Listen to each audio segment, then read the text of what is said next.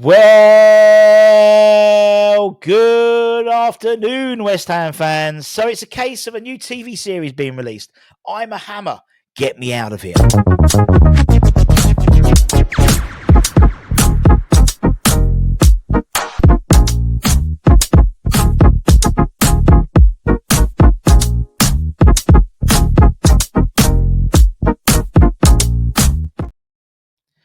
A very good afternoon. Afternoon to you. Hope you're all safe and well. So, West Ham on the pitch couldn't ruin our weekend. They can't weekend next weekend either. We play on the Monday, but it does seem that we've got our own version of "I'm a celebrity, get me out of here." More of a case of "I'm a Hammer, get me out of here."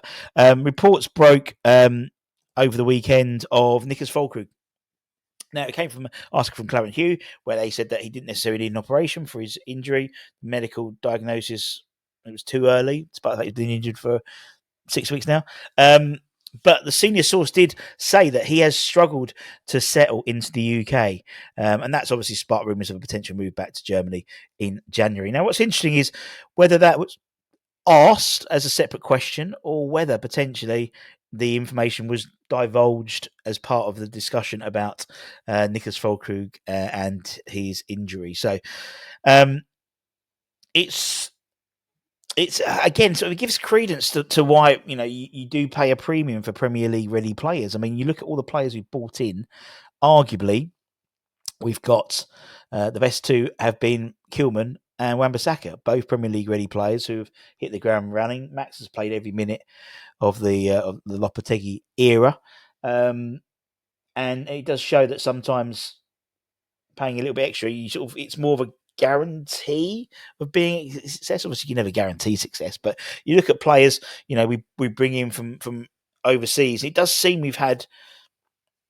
It's like if Fullkrug, yes, a model professional, but he's just not adapted to UK yet. The injury probably hasn't helped. Same as Skarmaka, he sort of didn't really get into the side. Then he got injured and didn't he have COVID or something like that. And again, that sort of curtailed that sort of start of his time. Never really sort of settled in. Sebastian Haller the same.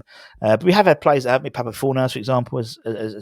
I mean, it's not just a West Ham thing. You look at someone like Chelsea and Woodrich and people like that just haven't settled in to the Premier League. So there is that caveat. Someone like Luis Guilherme seems to have settled in, or hasn't played much, but it seems we haven't heard any reports about him not being happy. So, I mean, this coincides obviously Vladimir Coufal, who towards the end of last week was interviewed for the Czechia sports publication Sport. Very well. Must take him ages to think of the name for that one. But he was speaking about how he was not happy. He wasn't promised minutes. He was promised minutes by Lopetegui, which he hasn't got.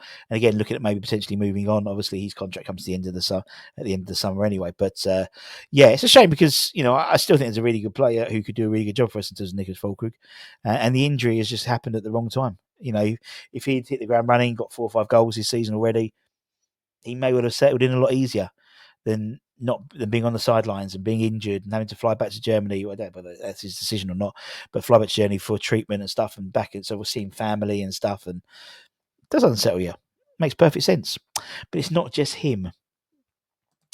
Next for our celebrity, our Hammer get me out of here, is Guido Rodriguez. Now, towards the end of last week, it was coming out in various Spanish news outlets that he was struggling to adapt to Premier League life, wasn't particularly happy. Now, according to Clarence Hugh, he has apparently instructed his representatives to look for a potential return back to La Liga side Real Betis, who he was there previously before being out of contract and joining West Ham. Now, we're not saying here that he has demanded a move.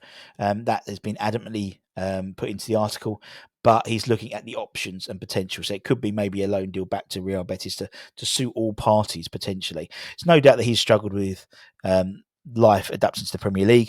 As I said, he's played he started every Premier League game, I think, for us.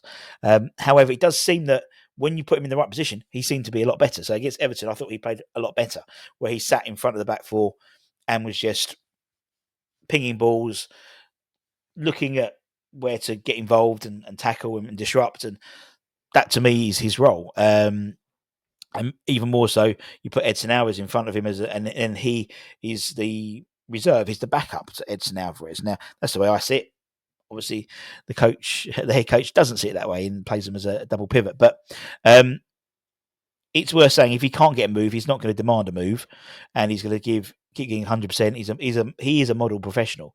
There's going to be no disruption for him in terms of the dressing room, but he is looking at the possibility. Obviously, we have a good relationship with Real Betis. Obviously, we sold him Pablo Fornals, maybe a swap deal, but I don't think it's going to happen. In all honesty, because Pablo is the captain at Real Betis at the moment and doing very, very well over there. But it could be a return back to La Liga. I suppose it's dependent of us bringing in players. Obviously, we've been linked to guys.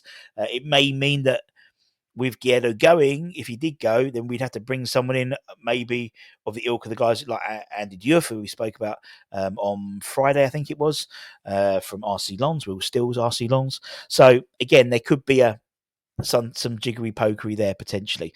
But to me, I'd rather them play where they want to play, and if he hasn't adjusted well to Premier League, then let's draw a line under it and move on rather than have it protracted, in my opinion. And, get rid of a 30-year-old, bringing in a 23-year-old or a 23, 24-year-old and Andy Diouf.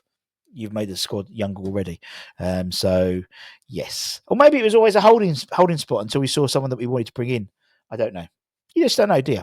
One person who might be over here, might be back in time, is Michail Antonio. He has missed both legs. He missed both legs of the Jamaica's CONCACAF quarterfinals with the US. He missed the first one due to suspension. He's missed the second one because he's lost his passport. That is according to Steve McLaren, the Reggae Boys manager, who, when questioned about some of the absences, I think there was him and is it Karim Dixon, both of them have lost their passports and they haven't got time to get the visas in and get to America in time. Obviously, the second leg was being played in the US. The first leg was obviously in Jamaica. I think he was in Jamaica. However, he's lost his passport. So he was in Ghana earlier to this meet, wasn't he? Was he in Ghana? I'm pretty sure I saw him in Ghana. So surely he needs a passport to get home as well. So maybe because of the restrictions, maybe the fact he's a UK citizen, it might be easier to get back to Rush Green in time for training before we get ready for the Newcastle game. But he hasn't played either. Hasn't played either games in international duty. He's done a bit of travelling, but hasn't played a game. So that could benefit for us, particularly with Nicholas Fullkrug's injury. So maybe it's a clever plot by Michail to be fit for the Newcastle game because his mate Callum Wilson looks like he's going to be fit, unfortunately, or will return to the squad for the game next Monday. So, I just thought it was quite funny. It's quite funny. Typical West Ham, not playing, not because you're injured, because you lost your passport. Fantastic. And that's it, my friends. Hammers headlines. Lots of news coming up. Lots of news in terms of players we're looking at, in terms of updates, in terms of injury updates. Obviously, Jared Bowen, fantastic, got his first international goal for England, which is brilliant. And we're going to do a mini academy show as well, because there's a few bits about the academy, some contract news and stuff like that. So there'll be sort of a shorter academy show. Obviously, no games being played because of the international break as well. But until that time, take care, stay safe, stay warm, stay humble, and come in your irons. Much love.